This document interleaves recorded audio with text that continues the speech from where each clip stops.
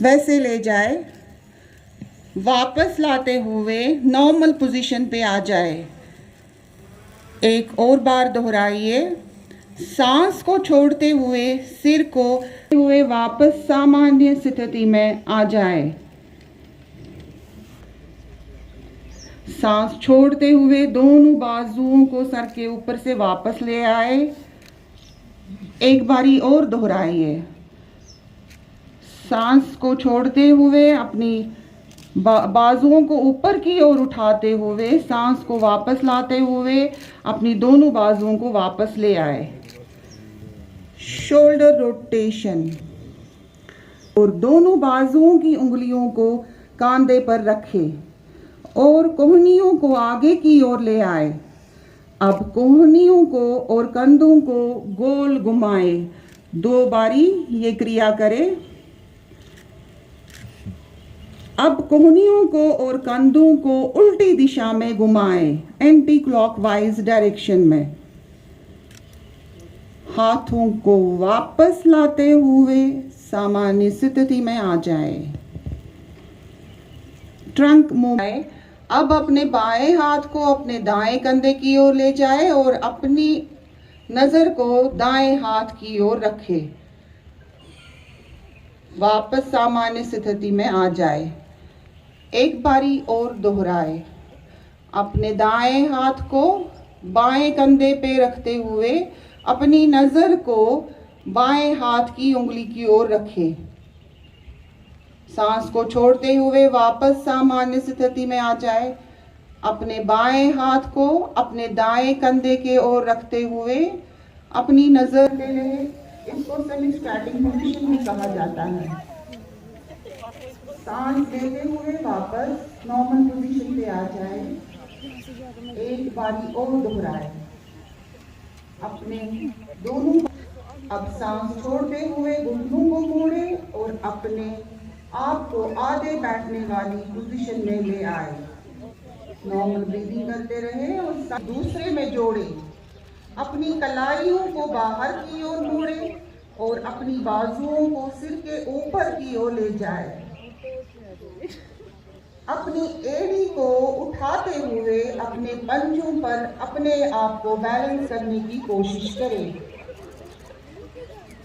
3 से 10 सेकंड तक normal breathing करते रहे। पंजों पर अपने आप को बैलेंस करने की कोशिश करें। सांस और मिलाएं।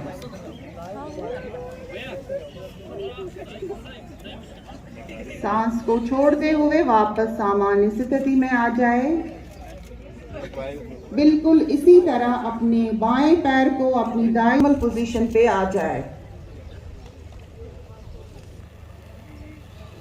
एक बार और छोड़ते हुए अपने हाथों को और अपनी कमर को आगे की ओर इतना झुकाए कि आपके हाथ जमीन को स्पर्श करें। फिर सांस लेते हुए वापस अपने हाथों को उठाते हुए नॉर्मल पोजीशन पे आ जाए। पैर को अपने 90 डिग्री पे मोड़ते हुए अपनी दाएं हाथ को अपनी दाईं टांग के अंदरून नीचे की ओर झुकाए। वापस नॉर्मल पोजीशन पे आ जाइए। अपने दोनों तलवों को एक साथ जोड़िए। अपनी हथेलियां आपके पैरों के पंजे पे हो और अपनी एड़ी को अपने पास ले आए। फिर दोनों टांगों को ऊपर नीचे करें। इसे एक काफी मुफीद आसन है। टांगों को पीछे की ओर ले जाए। अपनी कमर को भी पीछे की ओर ले जाए। नॉर्मल ब्रीदिंग करते रहे। सांस छोड़ते हुए वापस वज्रासन में आ जाए। रहे। अपने दोनों हाथों को वापस लाते हुए वज्रासन में आ जाइए।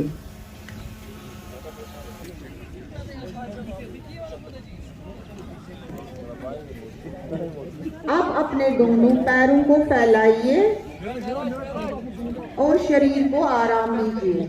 इसे मकर आसन कहते हैं।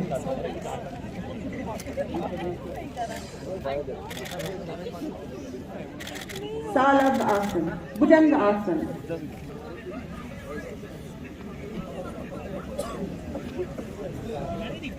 सालबासन। अपने दोनों हाथों को खोलिए और अपनी थाइस के पास ले जाइए। हथेलियां जमीन की तरफ रखिए। अपने दोनों पैरों को जोड़े।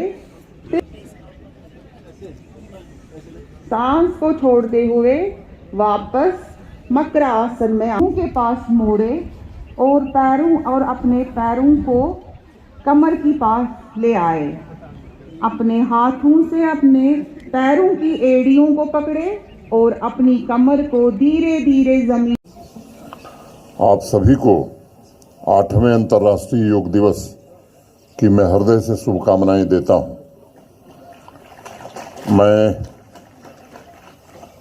आप सभी के उत्तम स्वास्थ्य, आरोग्य जीवन की कामना भी करता हूं। जैसा मेरे पूर्व माननीय मंत्री जी ने बताया, इस वर्ष मानवता के लिए योग थीम पर पूरे देश में और मैं कहूं कि विश्व में योग दिवस मनाया जा रहा है।